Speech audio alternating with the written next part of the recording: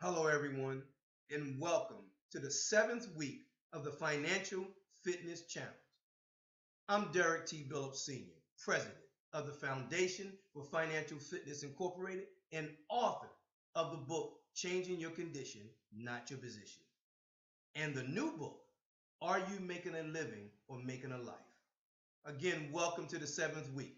And this week's challenge is tracking your spending. Let's talk about the first 6 weeks. First week, your position. Second week, your credit score. The third week, your credit history. The fourth week, your financial team. Your fifth week, your opponent. And last week, your budget. And as we always do, we make a quick review. Week one, your position. Where are you? What is your financial position? And we talked about standing, sitting, laying in a very uncomfortable position. And what do in that situation? You readjust, you move, you change. You do whatever it takes to get comfortable. And that's what we want you to do here with your financial fitness challenges position, your financial position. Next, your credit score, that number. That number that controls so many things that you can purchase. Big ticket items, car, home, personal loans, student loans, business loans. Then we talked about the following week, your credit history. That information that helps you get that score or helps determine that score. And we use an analogy if you're in school. And when you're in school, you get a score, a grade from your teacher, and then you want to know, why did you get that grade? Well, your teacher talks about your homework, your classwork, your tests, your quizzes, your participation. All of those things come together, give you a history, and that history gives you that grade. Well, it's the same thing with your credit score. How you pay, when you pay, if you pay, that's your history. And that contributes ultimately to the score that you receive. Then in week 4, we talked about your financial team. Now, we just named a few. Your attorney, your financial advisor, your insurance agent, your credit specialist, your banker, your mortgage professional, your real estate agent. All of these people help you with your everyday, every month, and every year financial goals. They're important. Now, you don't need them all at the same time, but you will need them. Get them in order. Then in the 5th week, we talked about your opponent. And I always talk about, I believe your opponent or your worst opponent is you. And if you're playing a sport, what do you do with your opponent? You know your opponent.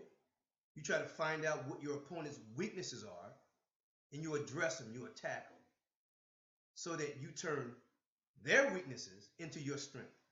And that's the same thing you have to do with your opponent. And if you are your number one opponent, understand what your weaknesses are.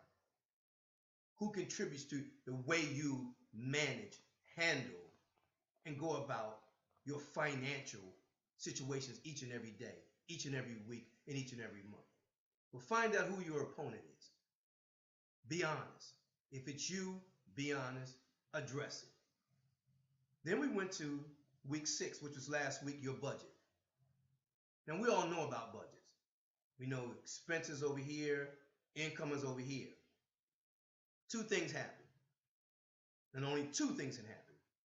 If your expenses exceed your income, you can only increase your income or decrease your expenses. Let me say that again.